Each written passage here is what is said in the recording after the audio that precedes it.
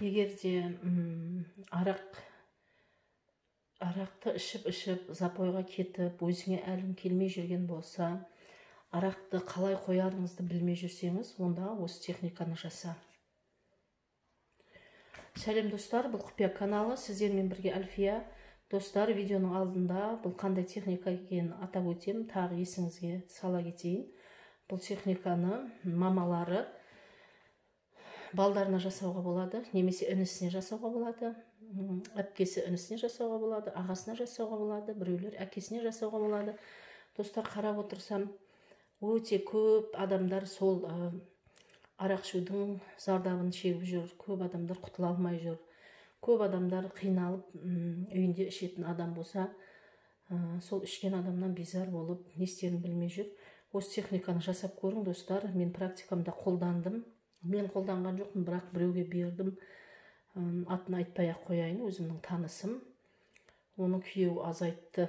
Полный қойып кетеді деп айта алмаймын, бірақ айына 20 рет ішетін болса, айына тек 5-6 рет ішетін болып жүр. Бұл деген өте жақсы, керемет нәтиже ғой. Достар, сондықтан жасап көріңдер. Бүгін менің көрерменімнің сұрауы бойынша осыны салайын деп шештім. Баласы арақ ішеді екен, иә, жасауға болады. Шыныменен, егер дуаланған, сиқырланған болса, арақ ішсін деп біреу дуалаған болса, онда дуасы полный кетеді. Онда полный ішпей қалу мүмкін.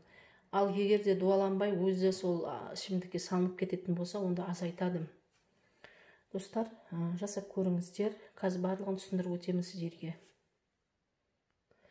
Бірінші, жасамастан бұрын осындай ақ бет қоясыз. Ақ бет болсын, кардон болсын, или бір қағаз болсын, бірдеңе қоясыңыз астына. Сосын жақын арада түскен, 5-6 ай өтпей тұрған, 6 ай өтпей тұрған, түскенне 6 ай болған сурет болса да болады. Бірақ 3-4 деген суретті білесіз ғой, достар. Тек мына жерде басы тұрады.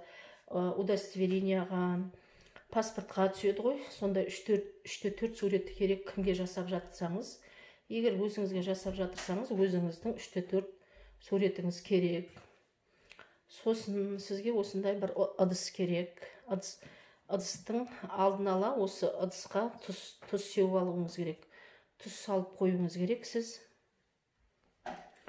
3-4 осындай фото керек, түсіндіңіз ғой, достар. Сосын алды бұрын осындай тұз салып қоясыңыз. Мынандай ыдысқа, мен мынандай ыдысқа тұз салып қойдым. Одан кейін сізге тағы мынандай ыдысқа мен песок салып қойдым, сахарный песок. Сосын обычный сізге мынандай свеча керек. Обычный парафиновый свеча болады, восковая, церковная іздемей-ақ қойыңыздар, достар. Ең бір жақсы жері кәдімгі обычный парафин. Базарда, дүкендерде, химияда сатылады. Сондай свеча жарайды. Парафиновый свеча керек бұндай жағдайда. Мен мұнан тек үлгі үшін, восковая свеча менде үлгі үшін тек сіздерге көрсетейін деп қазір алдым. Достар, барлығын түсіндіріп өтемін. Міне фотоны бері қаратып қоясыңыз. Міне адамды бүйтіп теріс қаратып қоймайсыз суретін.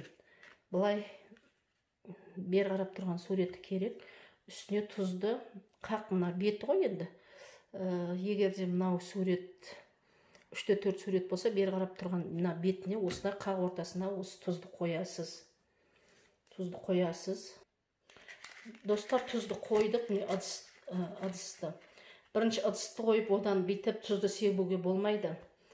Міндетті түрде соны ұмытып кетпең, достар. Ескертемін.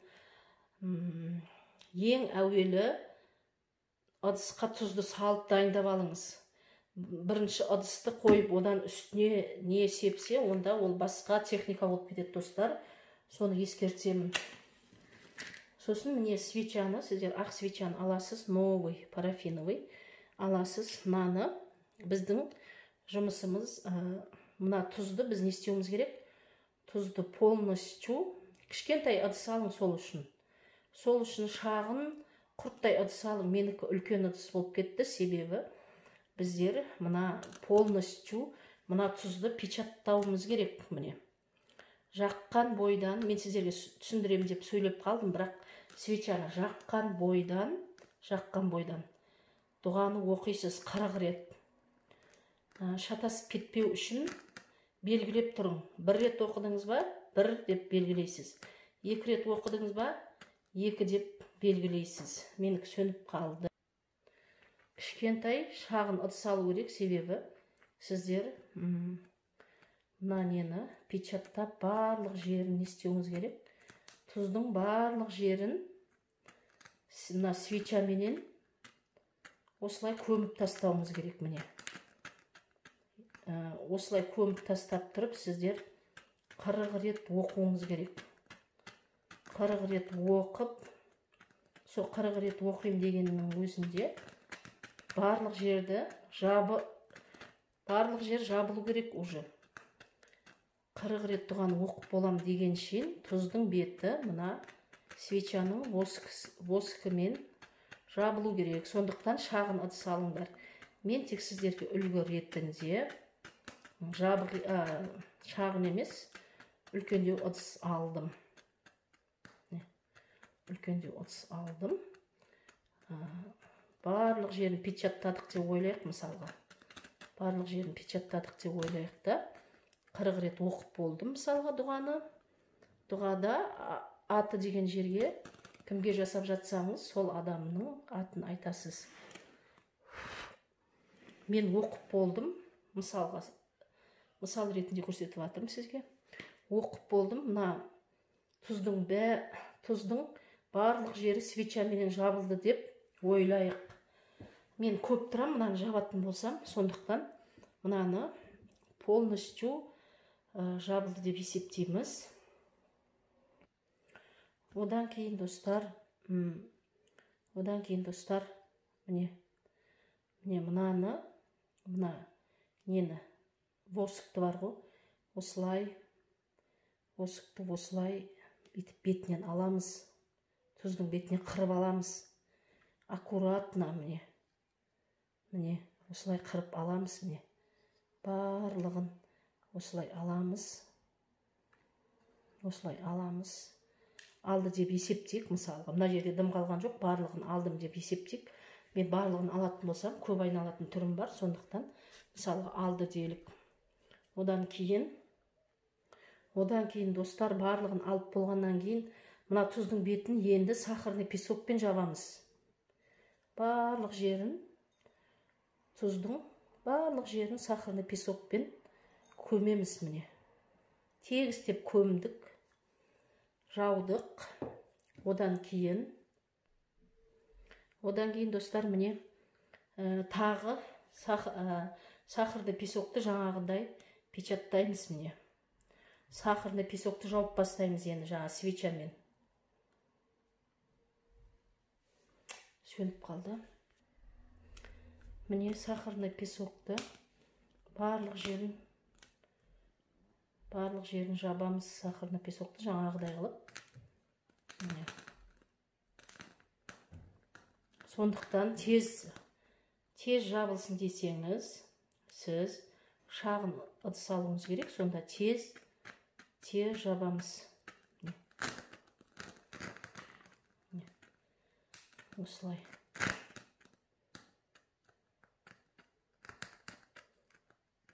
Осылай печаттаймыз.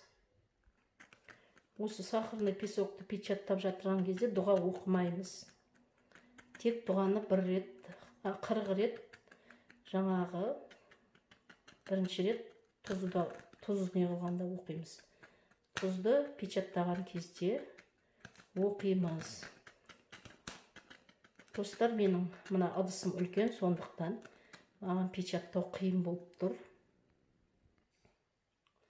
Достар, мынаны полностью мен нете алмадым, бірақ бұны полностью жабылды деп есептейік.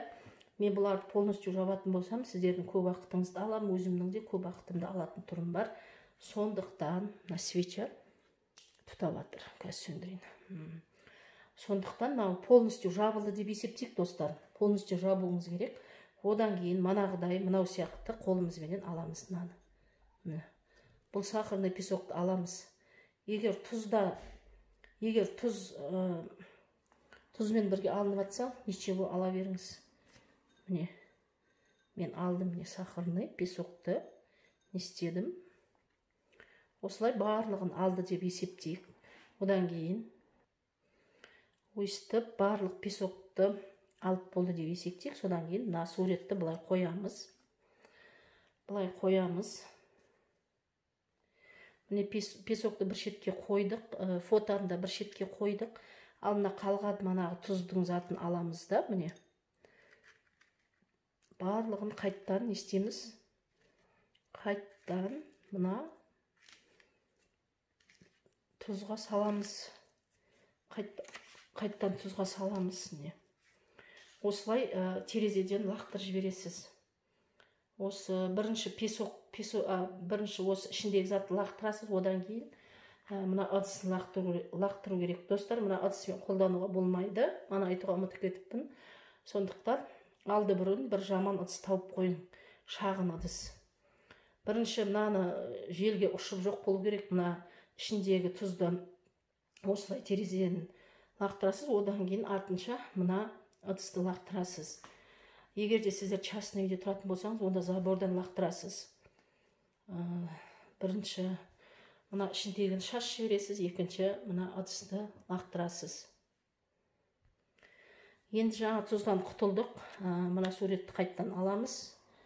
Алғаннан кейін, достар, мына жаңағы мына песокты мына адамның бетіне былай жабыстырамыз. Мына фотоның бетіне жақсы жабысады, достар. Менде